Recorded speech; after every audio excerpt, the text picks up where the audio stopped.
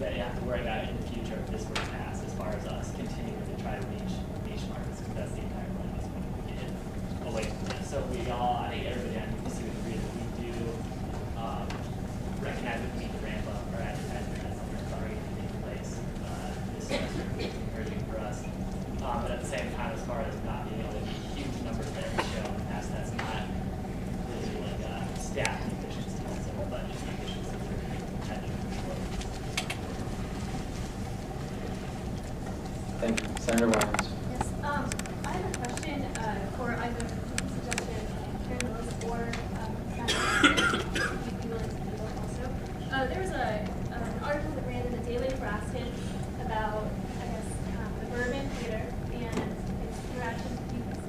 And there was some conflicts I heard from that the story wasn't exactly right, but I'd like to hear the story behind it and also hear the time. And anybody else on UPC can jump in because that's since that happened. And we did end up having the article in today's paper as well. I know one of the points is the fact that a lot of my UPC members were quoted making statements that they don't remember ever saying statement. So this reporter decided, and I know we've all been there, they just decided to say, hey, this person said this, and this person wasn't even interviewed. So that's always an interesting fact that happens. Oh my goodness, I'm so sorry. Anybody? Well, I was quoted there. Are you looking for questions on it, or just what really happened at that concert? Just, yeah. Okay. Well, what we're doing there is Actually, I'm going to interrupt really quick. Senator Williams, I'm going to need you to kind of like get to the purpose of the thing, Sure. so we keep it germane. Sure, definitely. Well, I saw in the article, it describes UPC's directions as somewhat conflicting with the Bourbon, and I guess it's stated, if I'm correct, that payments weren't made to the Bourbon Theater on time. Is that okay. Well, I would just like to see how everything played out, and also it speaks a lot about the responsibility of UPC and how you will handle future events with outside editors. the relationship with the Bourbon is quite good. Actually, after seeing that article run, someone at the moment contacted us saying that they are completely, they are willing, they can get artists and stuff to come in, and they're actually willing to work with us on that and we want to be part of that. So the Bourbon's reaction to that article was they were surprised and actually would like to.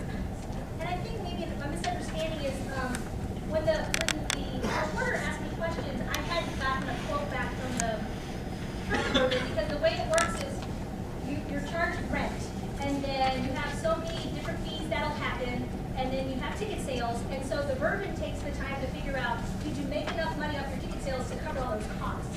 And then if not, then they'll send you a bill, and then we have to pay them, or else they give us a check. So it was just us, there was just that lag time of waiting for them to send us a bill, so we were just waiting for a bill to be sent to us. So He interviewed us. We didn't have the number that it wasn't that they were late. It's Right. just the day he asked us, it just hadn't happened. So they knew the numbers, they just weren't able to give it to us yet. So, no, we had a great rapport with the Bourbon as well as the Rosado, and all venues involved. Yeah. Senator Williams. Senator Post. Yeah, I'm still looking through these numbers, so I apologize if I don't quite have it right, but I just wanted to echo a couple of thoughts. Just some of the events, like the 10,000 for 16 students, had my concerning question. People let that go for now, the advertising and make up for that. One comment I would make on advertising is $3,000 for advertising, that's a lot of money. I could probably get 1,000 people to show up to this meeting for $3,000.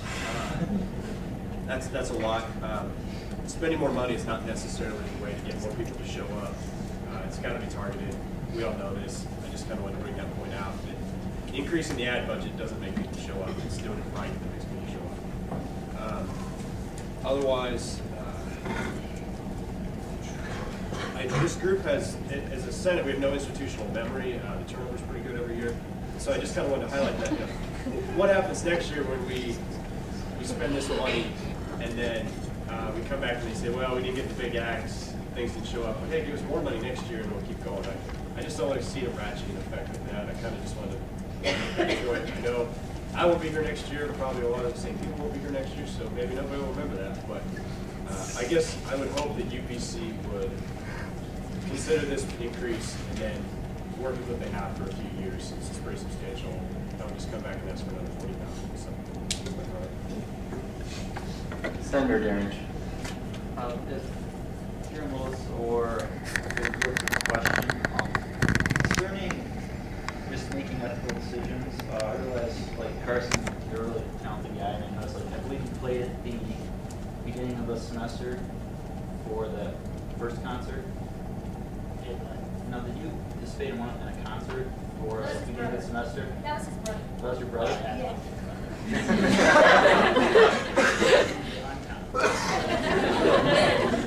Okay.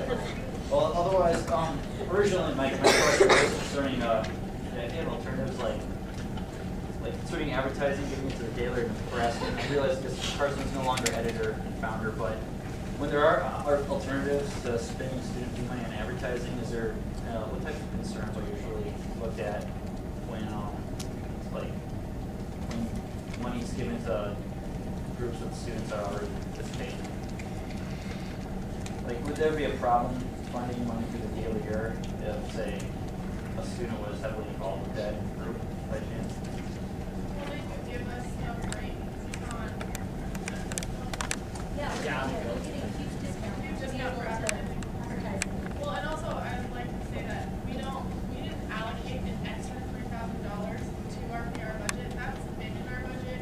That's how we budgeted our money in the past as well. We just decided that, the big issue has been we don't promote our events well enough for students to know about them and our students know about them.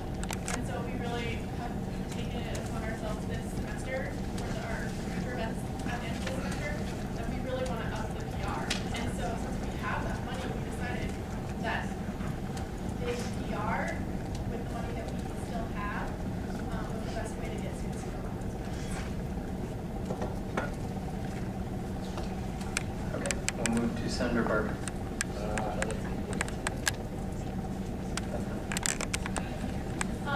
Also, the other thing I wanted to say is on the sheet that we're passing around, it says, for instance, it was a 2007 event, no secret. That number on there is the amount of students that were surveyed. So not all the students were surveyed. So 68 was surveyed, and it gives the amount of students who said that was their first event. So that's what that is on there.